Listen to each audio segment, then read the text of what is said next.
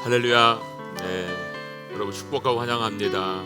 이제 여름이 시작되고 또 장마가 시작이 됐지만 비는 저는 몇 번 못 맞은 것 같아요 지금요. 장마가 있지만 우리가 이 뜨거운 여름을 잘 이겨냈으면 좋겠습니다. 사실 비가 안 와야 저희는 좋아요. 공사를 해야 되기 때문에 8월 말까지 일단 덮어야 되기 때문에 저희가요 비가 오면 좀 어려워요. 그래서 이게 농사를 하시는 분들의 입장에서는 비가 와야지 되는데 공사 입장에서는 저희는 지금 비가 좀 작게 오면 좋겠다 이런 마음이 사실 있습니다. 그래도 하나님의 뜻이 있으니까 주님이 아름답게 해주실 거라고 저는 믿습니다. 오늘도 말씀을 통해서 하나님의 은혜와 사랑이 우리 모두 가운데 깨달은 축복이 있기를 원합니다. 아멘. 오늘 말씀드릴 것처럼 이제 종강 예배가 오늘 오늘 종강 예배가 이제 마치면서 또 이제 아울리치가 지난 코로나 기간 동안에 가지 못했다가 이제 드디어 이제 첫 발을 또 딛는 시간이 됐습니다. 옆부분들에게 한번 이렇게 축복했으면 좋겠습니다. 한 학기 동안 수고 많으셨습니다. 한 번 더 하겠습니다. 아울리치를 위해서 기도하겠습니다. 아멘. 꼭 기도해 주시면 감사하겠습니다. 예수님을 믿고 교회를 다니는 우리들에게 예수님의 제자로서의 사명을 우리 모두는 받은 자들입니다. 예수님의 제자들을 향해서 그리고 우리들을 향해서 하신 말씀은 쟁기를 잡고 뒤를 돌아보는 사람이 아니라 하나님 나라의 복음을 전파하는 사람으로 살아가라 라고 말씀하셨습니다. 예수님께서 이 땅에 계시는 동안 제자들과 함께 하셨고 또 십자가의 길을 가신 후에도 여전히 성령님 우리에게 보내주셔서 우리가 영원히 그분과 함께 할 수 있도록 만들어 주셨습니다. 결코 우리는 혼자가 아니라는 것이죠. 주일에도 말씀을 나눴지만 하나님께서 아담을 빚으시고 난 다음에 일을 맡기시고 내가 알아서 해라, 그냥 알아서 살아라 이렇게 말씀하신 것이 아니고 여러분 우리가 살 수 있는 곳을 잘 만들어 주시고 빚으셔서 하나님께서 일하는 것들을 보고 계셨다라고 말씀을 함께 나눴습니다. 이 죄를 짓기 전에 인간은 하나님의 전적인 보호 아래 있었죠. 그분이 계신 곳에서 함께 살아갈 수 있었고 그 맡겨진 일들을 감당할 수가 있었습니다.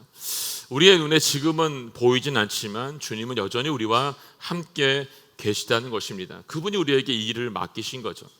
세상도 여러분 한 기업의 총수가 해외로 이제 일을 위해서 떠나가게 될 때 몇 사람을 데리고 가잖아요, 여러분. 그러면 이제 그것이 얼마나 영광스러운 일인지 몰라요. 제가 해외에 있을 때도 보면 기업의 대표로 나와 있는 주재원들을 보게 되면 그 사명감과 자부심들이 굉장히 남달랐던 것을 기억합니다. 그래서 해외에 있어 보면 기업마다 기업의 위상을 높이기 위해서 주재원을 와 있는 사람들 집이 다르고 차가 다릅니다. 기업마다 달라요. 삼성, LG, 또 대우 이렇게 보면 타고 다니는 차가 다르고 집들이 다른 것을 볼 수가 있습니다. 그만큼 그 한 사람 개인에 대해서 기업이 투자를 그만큼 아끼지 않고 하고 있다는 걸 볼 수 있습니다. 그거는 자신도 인정을 받고 있지만 그만큼의 역할을 감당하고 있기 때문에 그만큼의 대우를 해주고 있다라고 저는 생각을 합니다. 예수님께 제자들을 그리고 저와 여러분들을 이렇게 주님의 제자로 부르셨다고 하는 것, 이게 얼마나 영광스러운 일인지 모릅니다. 영원히 죽을 수밖에 없었던 죄인인 우리들을 주님의 일꾼으로 부르셨고 초대해 주신 것, 저는 이것이 가문의 영광이라고 생각합니다. 가문의 영광. 우리 모두가 그리스도인으로서 제자로서의 부르심을 받은 사람이라고 한다면 이 땅에서 우리가 어떻게 살아가야 되는 것이 맞는지에 대한 질문을 좀 해보고 싶습니다. 그리스도인을 향한 하나님의 뜻은 분명하죠. 하나님께 택하시고 부르신 백성들에게 세상과 구별된 삶을 살라고 분명히 말씀해 주셨다는 것입니다. 하나님께서 이스라엘 백성을 선민으로 부르셨을 때 수많은 민족들 가운데서 구별하셨죠. 그리고 그 구별한 백성을 어떻게 하셨습니까? 거룩한 백성으로 선택해 주었던 것을 볼 수가 있습니다. 예수님께서 제자들을 부르시고 그들을 하나님의 백성으로 삼으셨을 때도 동일하게 그들을 부르셨던 것을 볼 수가 있습니다. 이 땅에 빛으로 오신 예수님께서 제자들도 우리들도 세상 속에서 빛으로 어둠을 내어 쫓는 삶을 살아라, 영향을 미치며 살아라라고 말씀해 주었습니다. 제자들도 우리들도 세상과 구별된 삶을 사는 부르심을 받았고요. 한편으로는 세상에서도 우리가 잘 살고 싶은 마음도 여전히 있게 되는 것을 볼 수가 있습니다. 근데 중요한 것은 우리가 세상에서 어떻게 살아야 되는 거죠, 여러분. 구별된 삶을 살아야 되는데 어떻게 살아야 구별된 삶을 살 수 있냐는 것입니다. 우리가 세상에 잘 살고 싶지만 그 살고 싶은 것, 그 삶이 예수님이 말씀하신 삶과 다른 삶이라고 한다면 잘못된 삶이라는 것입니다. 왜냐하면 예수님의 부르심을 받고 그리스도인으로 산다는 것은 여러분 이 세상에서 말하는 잘 사는 것과는 전혀 다르기 때문이에요, 여러분. 우리가 이 세상의 구별됨으로 보내심을 받았다는 것은 분명히 다르게 살라고 말씀을 하신 겁니다. 우리가 다르게 살아감으로써 어떻게 합니까? 하나님의 뜻을 세상 가운데 전하기를 원하시는 것입니다. 이 다르게 살아감을 통해서 그리스도를 나타내고 다르게 살아감을 통해서 우리가 그분의 통로된 삶을 살게 된다는 것을 말씀해주고 있는 것입니다. 그렇기 때문에 보내심을 받은 제자들은 여러분 방향이 달랐습니다. 처음에 방향이 세상에 따라갔죠. 그렇지만 주님과 함께 감으로 그들이 갔던 방향이 달라졌습니다. 살아갈 때 어떤 마음을 가지며 살아가야 되는 것이 맞을까요, 여러분? 그 주님이 부르심을 따라갈 때 내가 살고 있는 이곳에서도 여러분 여전히 그 부르심 가운데 살아가야 되는 것을 말씀해 주고 있습니다. 어떻게? 세상과 구별된 삶을 살아라라고 말하고 있는 것이죠. 오늘 본문을 통해서 예수님께서는 우리들에게 세상과 구별된 삶을 살기 위해서 어떻게 살아야 되는지에 대해서 세 가지로 말씀해 주고 있는 걸 볼 수가 있습니다. 먼저 1절 말씀 읽어보겠습니다. 1절 말씀 시작. 그 주께서 하루는 70명도 세우시고 예수께서 친히 가려고 하신 각 마을과 장소에 둘씩 짝지어 먼저 보내셨습니다. 아멘. 첫 번째 예수님께서 말씀하신 너희들의 구별된 삶은 뭐냐면 예수님께서 가시려는 곳으로 가라는 것입니다. 내가 원하는 곳이 아니라 예수님께서 가시려는 곳으로 너희가 가야 된다라고 말씀을 하고 있습니다. 제가 독일에 있을 때 저희 막내 아이와 함께 그 산책을 가면 왜 민들레 꽃 지고 나면 꽃씨가 이렇게 동그랗게 나잖아요, 여러분. 들어가지고 후 불어서 날렸던 기억이 참 많이 있습니다. 그러니까 아이가 나중에는 시키지 않아도 길 가다가 그것만 나오면 좋아가지고 막 꺾어가지고 막 불더라고 보니까 여러분. 예, 그러니까 신기했던 거죠. 재미있던 거죠. 이처럼 씨앗조차도 자기가 원하는 거 떨어지지 않더라고 보니까요. 여러 가지 방법으로 그 씨가 점점 멀리 날아가게 되고 또 여러 가지 방법을 통해서 씨가 심겨지게 되는 것들을 볼 수가 있습니다. 하나님께서는 온 땅에 모든 식물, 씨 맺는 것들을 만드셨다라고 말씀하셨죠. 그리고 자라날 수 있는 곳들, 환경들을 만들어 주었던 것을 볼 수가 있습니다. 그리고 멀리까지 날아갈 수 있도록 만들어 주는 것, 그것으로 자라날 수 있도록 해주는 방법, 다 하나님의 방법이었던 것을 볼 수가 있습니다. 이처럼 하나님께서는 모든 생명체에 대해서 관심을 가지고 계셨고 여러분 들의 빛꽃 하나조차도 하나님께서 다 입히시고 먹이신다고 말씀했던 것을 볼 수가 있습니다. 주님은 모든 땅이 하나님이시고 모든 곳에 주님이 선하신 뜻을 나타내는 것을 볼 수가 있습니다. 어디에든 주님의 뜻이 이루어지는 곳이라고 하는 것을 우리 모두가 알아야 된다는 것이죠. 그런데 안타까운 것은 우리 인간은 주님의 뜻에 충성스럽기보다는 우리 스스로 지역을 제한해 선택해서 살아가기를 더 좋아한다는 것입니다. 이게 죄된 인간의 모습인 거죠. 죄 짓기 전에 인간은 하나님께서 만들어준 에덴이라고 하는 동산 안에서 울타리 안에 살았던 걸 볼 수 있습니다. 그런데 죄를 짓고 그것을 떠나는 순간 하나님이 정해놓은 지역이 아니라 자기 스스로 선택하고 자기 스스로 제한한 곳에서 선택하며 살기를 좋아했다는 것을 볼 수가 있습니다. 하나님의 손길이 미치지 않는 곳이 없고 여러분 하나님이 보내시는 곳이 없는 곳이 아무 데도 없습니다. 다 가십니다. 근데 인간은 어떻게 합니까? 이 죄 때문에 스스로 원하고 선택하는 곳에서 살기를 더 좋아하게 되는 것을 볼 수가 있습니다. 그리고 말합니다. 안전한 곳에서, 편안한 곳에서, 행복한 곳에서 관심을 가지고 살아갈 수 있는 것을 볼 수가 있습니다. 그래서 추구하는 것이 있죠. 더 안전하고 행복하고 편한 곳을 원해서 삽니다. 그것이 어떤 곳인지, 그것이 어떤 일이 일어나고 있는지 상관없이 그곳이 그냥 편하고 안전하고 좋은 곳이라고 한다면 그것을 선택해서 살 때가 있다는 것입니다. 우리의 마음이 한쪽으로 치우치게 되면 결국 잘못된 선택을 할 수밖에 없는 것을 종종 보게 됩니다. 성경에도 이와 같이 한쪽에 이 마음이 치우쳐서 잘못된 선택을 했던 사람들을 많이 만나볼 수가 있죠. 대표적인 사람으로 저는 아브라함의 조카였던 롯을 볼 수가 있다고 생각합니다. 그는 아브라함의 삼촌과 살고 있던 거처에서 문제가 발생하게 되자 아브라함이 네가 원하는 것을 선택해서 가라고 말씀했어요. 결정권을 롯에게 준 거죠. 그때 롯이 동서남북을 바라보고 요단의 발에 물이 넉넉하고 마치 여호와의 동산과 같은 이 소돔 땅을 선택해서 갔던 것을 볼 수 있습니다. 그것이 어떤 땅인지 중요하지 않아요, 여러분. 눈에 보기에 좋고 살기 좋고 모든 것이 풍족하고 어려움이 없어 보이는 그 땅을 롯은 선택했다는 것입니다. 만약 여러분 이 선택을 저와 여러분에게도 하라고 한다면 과연 우리는 어떤 선택을 할까요, 여러분? 우리도 여러분 별다른 선택을 하지 않았을 것 같아요. 우리도 동서남북을 보고 롯처럼 더 살기 좋은 그 땅을 선택해서 갔을 것 같아요. 왜 그럴까요, 여러분? 나의 필요를 더 채워주고 더 편하고 행복하게 우리 가족들과 함께 살 수 있는 곳이기 때문에 그렇습니다. 근데 중요한 사실 하나가 있습니다. 필요를 채우고 더 편한 것이 많아지면 많아질수록 부딪히는 일도 더 많아지게 되어 있다는 것입니다. 같은 시대 속에서 같은 세상에 같은 땅에 같은 나라에 살고 있어도 여러분 서로 가진 것에 대한 비교가 생기고 경쟁이 생김으로 말미암아 분명한 차이가 발생하게 되는 것을 볼 수가 있습니다.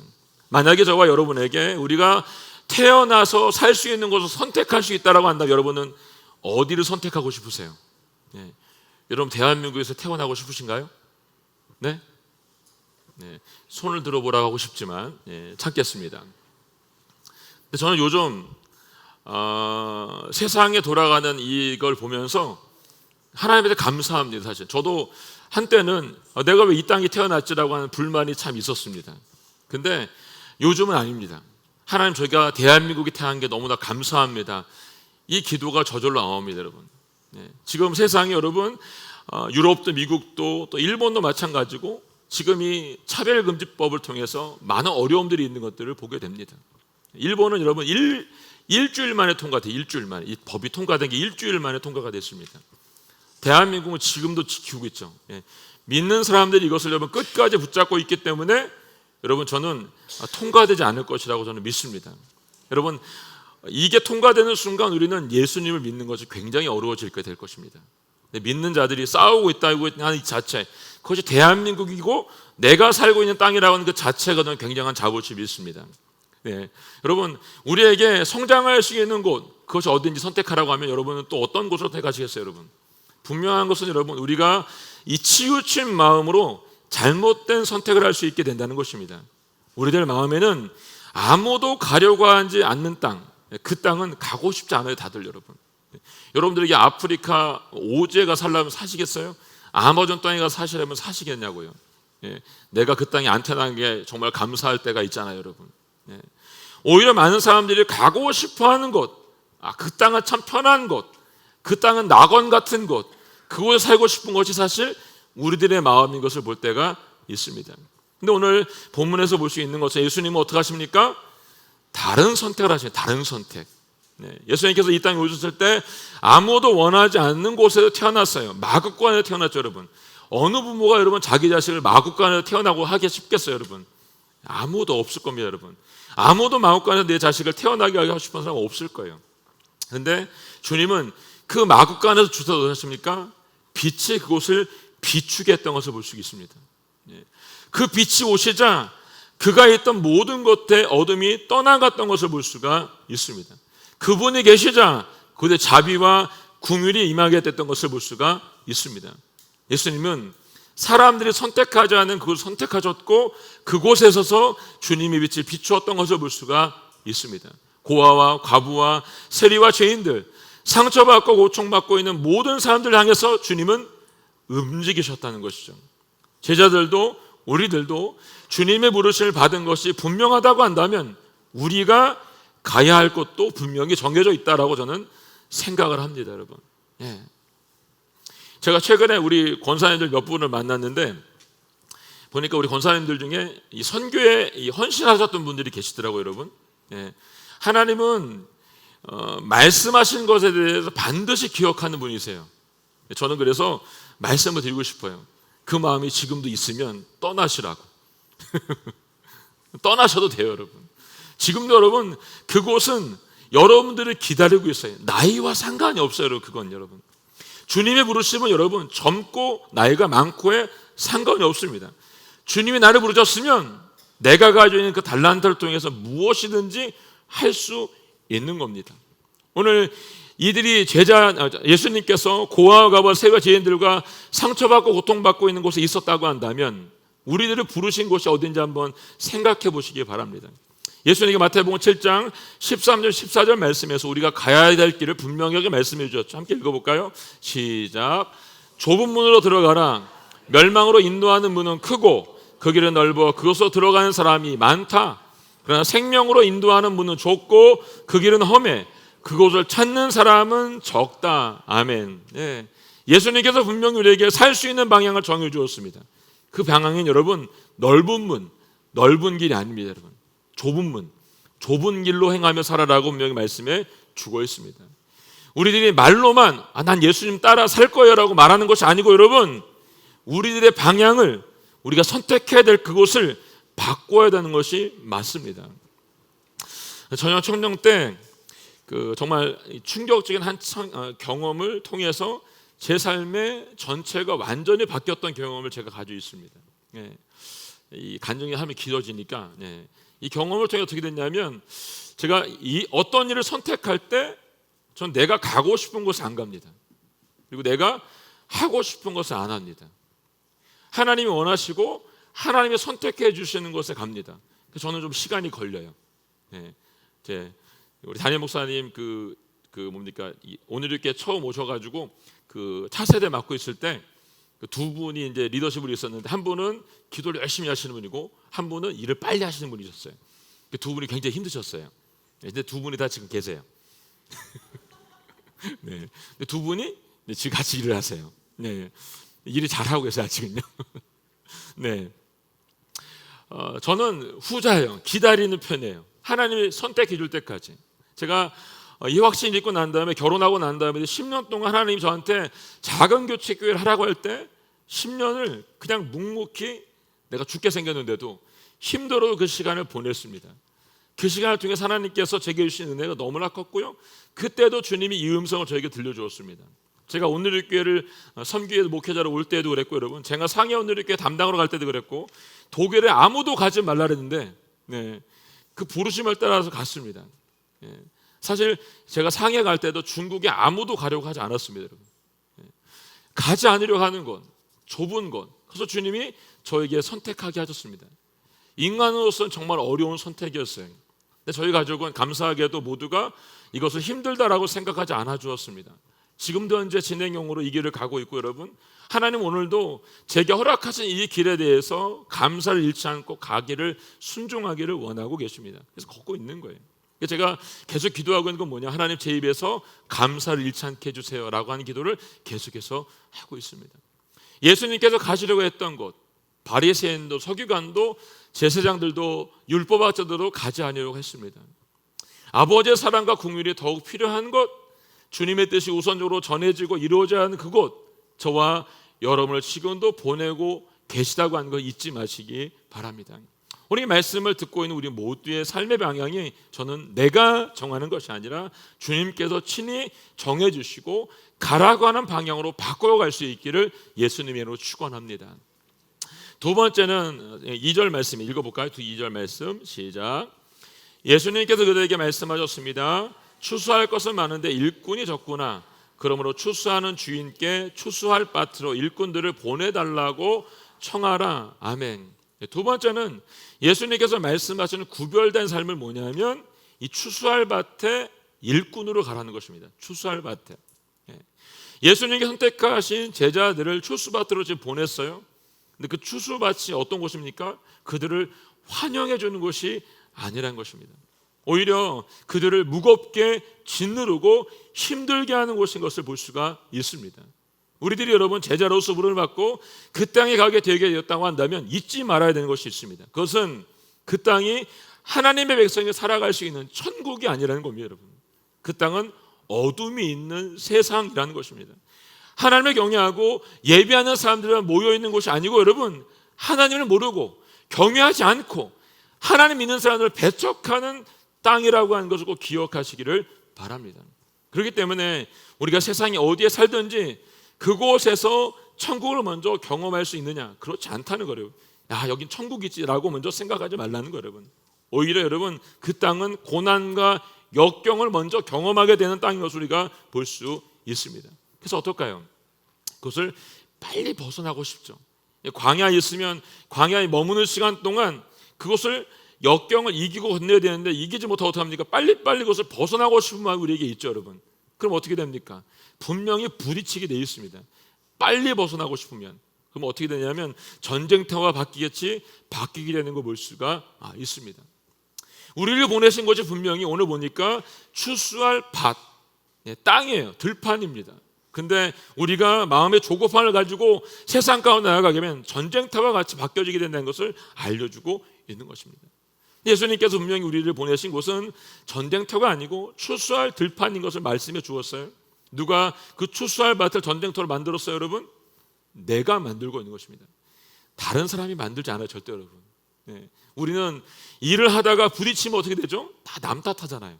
누구 탓하고 누구 때문이라고 말하고 저 사람 때문이라고 말하죠, 여러분. 여러분 깊이 보세요. 나 때문인가? 나 때문에, 여러분. 세상과 사람은 우리가 대적할 대상이 아니라 예수님의 사랑과 긍휼로 섬겨야 할 대상인 것을, 그리고 주님의 눈을 가지고 보아야 될 대상인 것을 말씀해주고 있습니다. 그들은 우리가 땀을 흘리고 눈물로 기도하고 품어줘야 될 대상인 것을 우리에게 말씀해주고 있습니다. 이 마음으로 우리가 살아갈 때 여러분, 이 추수밭을 통과하는 것을 우리에게 말씀해주고 있는 것입니다. 세상을 전쟁터로 보면 어떻게 됩니까? 나는 싸움꾼이 됩니다. 자꾸 싸울 일만 생기기 때문에 그래요. 하지만 세상을 향한 예수님의 마음, 사랑과 긍휼과 자비의 마음을 갖게 되면 그것이 추수할 곳으로 바뀌게 된다는 것입니다. 우리가 살아가는 세상을 전쟁터로 보지 않고 추수할 들판을 볼 수 있기를 주님으로 축복합니다. 그리고 중요한 것은 주님께 제자들을 보내실 때 오늘 보니까 혼자 보내지 않았고 여러분 둘씩 짝을 지어서 보냈다라고 말씀하고 있습니다. 예수는 우리가 혼자 하길 원하지 않으세요. 함께 이 선한 일을 땀을 흘리면서 수고하기를 원하십니다. 우욕과 열정이 앞서면 어떻게 돼요, 여러분? 혼자 막 갑니다, 여러분. 혼자서 막 갈 때가 있어요. 그럼 어떻게 돼요? 잠시 멈추고 주변을 돌아봐야 됩니다. 다른 사람과 함께 발맞춰서 가는 게 굉장히 중요합니다. 모든 것이 똑같습니다. 저는 교회도 마찬가지라고 생각합니다. 내가 앞서가게 되면 어떻게 될까, 여러분? 그러면 내 주장이 세지면서 다른 사람은 내 밑에 두려고 합니다. 그럼 내 주장을 세우면 어떻게 해요? 말의 실수가 생기게 되어 있습니다. 분명히 여러분. 이걸 조심하세요. 예수님께서 원하시는 건 여러분 함께 땀을 흘리면서 함께 고난을 이겨내기를 원하십니다. 이렇게 열심으로 일을 하다 보면 교회도 어려움이 생길 때가 분명히 있습니다. 그때마다 우리가 잊지 말아야 되는 건 뭐냐면 우리가 있는 곳은 전쟁터, 싸움터가 아니라는 거예요, 여러분. 추수할 들판이라고 하는 것을 꼭 기억하세요. 그리고 주님의 선하신 뜻이 이 땅 가운데 이루어질 수 있도록 어떻게 함께 기도하고 함께 협력함으로 주님의 뜻을 이루어가라고 말씀해주고 있습니다. 우리가 이 잘못된 선택을 하면 어떻게 될까요? 사탄은 우리를 조종해서 어떻게 합니까? 싸움꾼으로 만드는 겁니다. 그러면 일꾼들은 흩어지게 되어 있습니다. 교회가 그렇잖아요, 여러분. 함께 열심히 일하다가 싸움꾼 한 명 나오면 흩어지게 되어 있습니다. 저는 이걸 너무 많이 경험했습니다. 너무 많이. 사성도 여러분, 예수님께 저 여러분 모두를 추수할 밭에 선한 일꾼으로 부르셨다는 걸 잊지 마시기 바랍니다. 우리는 지금 한 마음을 가지고 함께 이 추수할 밭의 일꾼으로 부름받았다고 하는 걸 잊지 마시기를 바랍니다. 우리가 한 마음으로 새 부대가 되어서 새 성전에 가자라고 제가 계속해서 여러분들에게 말씀을 드리고 있는 이유 중에 하나가 여기에 있습니다. 주님의 선한 뜻이 이 땅에 이루어질 수 있도록 우리의 수고와 땀을 통해서 하나님 나라가 아름답게 세워질 수 있도록 우리가 함께 모여서 기도하는 것을 잊지 말라라고 말씀하시는 것입니다. 자, 3절 말씀 보겠습니다. 시작. 이제 가라. 내가 너희를 보내는 것이 마치 양들을 이리떼에게로 보내는 것 같구나. 아멘. 세 번째 예수님께 말씀하시는 제자로서의 구별된 삶은 뭐냐면 우리 모두가 이리떼에게 양으로 보냄을 받은 자라는 것입니다. 우리가 가는 곳에 이리떼가 있다는 거죠. 이리떼가.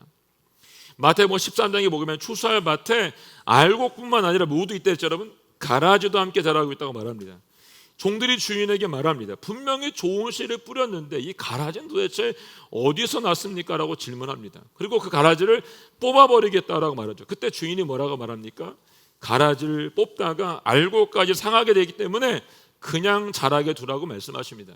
그러면서 말씀하시죠. 추수 때가 되면 알곡은 곳간에 들이고 가라지는 영원히 꺼지지 않는 물속에 던지겠다라고 말씀을 하십니다. 이 땅에 예수님이 다시 오시는 날 모든 것들을 심판하겠다고 말씀하시는 것이죠. 그렇기 때문에 그날이 올 때까지 너희는 주님의 마음으로 추수할 일꾼이 되어서 땀을 흘리며 이 땅에서의 지상 명령을 잘 지키라고 말씀해주고 있는 것입니다. 세상으로 보냄을 받은 우리 모두를 세상이 다 환영해 주는 게 아니죠, 여러분. 특별히 들판에 나가면 우리 힘들게 하는 사람들을 만나게 되어 있습니다. 심지어 우리를 모함하고 헐뜯고 시기하고 질투하고 공격하는 사람들을 만나게 되어 있습니다. 이럴 때 우리는 어떻게 될까요, 여러분? 예수님께서는 어떻게 사셨죠, 여러분? 이사야서 54장 7절을 보게 되면 그분은 곤욕을 당할 때 입을 열지 않으셨어요. 입을 열지 않으셨어요. 도수장으로 끌려가는 어린 양이 털 깎는 자 앞에 있을 때 어떻게 했죠? 잠잠한 양과 같이 아무 말도 하지 않았다라고 성경은 얘기하고 있습니다. 그래서 하나님을 경외하는 사람들은 어떻게 해요, 여러분? 주님의 부르심을 따라 세상 속에 있지만 결코 다투지 않고 이리 가운데서도 어떻게 살아야 됩니까? 양으로 살고 있다고 하는 것을 잊지 말라는 것입니다. 우리를 향해서 세상은 매일매일 어떻게 합니까? 싸움을 매일매일 걸어오고 매일매일 우리를 공격하고 있습니다. 매일매일 우리에게 싸움하자고 계속해서 싸움을 걸어오는 것이 이 땅의 싸움인 거죠, 여러분. 그거 어때요, 여러분? 예수님 뭐라고 말씀하셨죠? 누군가 너의 오른뺨을 치면 왼뺨부터 돌려대고 거기서 달라 그러면 속옷도 주고 오리를 가자면 심리도 가주라고 기꺼이 가라고 주님이 말씀해 주고 있는 걸 볼 수가 있습니다. 요셉은 형들의 미움을 받아서 하나님의 꿈이 이루어지는지 보자라고 조롱 속에 애굽의 노예로 팔려가게 되는 걸 볼 수 있습니다. 요셉 형들에 대해서 어떤 마음이 있는 거예요, 여러분? 궁휼한 마음과 온유한 마음을 가지고 있었기 때문에 그를 용서할 수 있었습니다. 그 수많은 이리떼들 가운데 살았지만 그곳에서조차도 하나님을 경외하는 양으로서 요셉이 살아냈던 것을 볼 수가 있습니다. 이리 가운데 양으로 사는 것, 그것이 주님을 경외하는 사람들의 길이고 예수님께서 친히 모범으로 보여준 길인 것을 볼 수가 있습니다. 겉으로지는 세상에서 어떻게 우리가 평화의 길을 만들어갈 수 있을까요, 여러분? 그것은 일인 가운데 있지만 오늘 예수님께서 양으로 사신 것을 잊지 말고 그렇게 살아내라고 말씀하고 있는 것입니다. 사실 여러분, 우리 모두가 간절히 소원하는 것이 있다고 한다면 온 세상 모두가 주님의 영광을 알게 되는 것이죠. 물이 바다를 덮음같이 여호와의 영광을 아는 것이 온 땅에 충만하게 되길 우리 모두가 소원하는 것입니다. 하지만 주님이 오실 때까지 세상은 변함이 없을 것입니다. 거칠 것이고 어두울 것이고 혼탁할 것이고 여전히 나를 부딪히고 헐뜯고 모함하고 시기하고 질투하고 공격하는 사람들 속에 우리가 살아갈 수밖에 없습니다. 내가 원하는 곳으로 가는 것이 아니고 여러분, 많은 사람들이 가는 곳으로 가는 것도 아니고 여러분, 예수님께서 친히 가셨던 그 길을 따라가기를 주님이 오늘도 원하시는 것입니다. 그래서 추수밭에서 여러분 모두가 일꾼으로 양으로 살라고 우리에게 말씀해주고 있는 것입니다. 우리가 용서를 구해야 되는 있으면 용서를 구하는 것을 어려워하지 말라는 것입니다. 부부관계 속에 여러분 사실 아무것도 아닐 때문에 싸워서 어려움을 겪게 되잖아요. 누군가 여러분 머리를 숙이고 먼저 용서를 구하면 문제가 해결될 수 있는 것인데도 여러분 끝까지 자존심 세우느라고 이걸 못할 때가 되게 많이 있잖아요. 상담을 하다 보면 아주 작은 일 때문에 사소한 일 때문에 겨우 자존심 때문에 부딪히게 되는 것을 볼 수 있습니다. 부부만 그런 게 아니라 교회 안에도 마찬가지 여러분. 이 작은 사소한 일들 서로가 용서를 구하고 용서를 받으면 되는데 그걸 못하기 때문에 문제가 되는 걸 볼 수가 있습니다. 이제 여러분들이 이제 아우리치를 떠나게 되면 또 이런 일이 벌어지게 되어 있습니다. 근데 주님의 일을 하기 위해서 가는 곳이기 때문에 반드시 사단은 가만히 있지 않을 겁니다. 아주 작은 숫자가 가도 여러분 5명이 가도 10명이 가도 2명이 가도 분명히 부딪히게 되어 있습니다. 이상하죠? 이상해요. 100명이 되게 1000명이 상관없어요. 숫자에 상관없이 분명히 하나님의 일을 향해 서 가면 부딪힐 일이 생기게 됩니다. 그럼 어떻게 돼요, 여러분? 나를 먼저 보세요. 그때 나를, 그 사람을 먼저 보지 마시고 나의 상태를 먼저 보시고 내가 먼저 뭘 주님 앞에 엎드리며 기도해야 될지를 보세요, 여러분. 그러면 오늘 이 추수밭에서 우리가 무엇을 해야 될지를 분명히 말씀해 주실 것이라고 저는 믿습니다. 이번 아웃을 통해서 우리 모두가 하나님의 그 뜻을 경험하고 새로운 은혜가 우리 모두 가운데 부어질 수 있기를 원합니다. 이리와 같은 세상 가운데서 양으로 저 여러분 모두가 부르심을 받았다고 하는 걸 잊지 마시기를 바랍니다. 그리고 주님과 함께 동행함으로 주님의 나라가 이 땅 가운데 이루어지고 세워지는 것을 여러분과 제가 모두 볼 수 있기를 예수님의 이름으로 축원합니다. 저에게 이런 은혜가 우리 모든 삶 가운데 나타나기를 바랍니다. 함께 찬양하고 기도하도록 하겠습니다.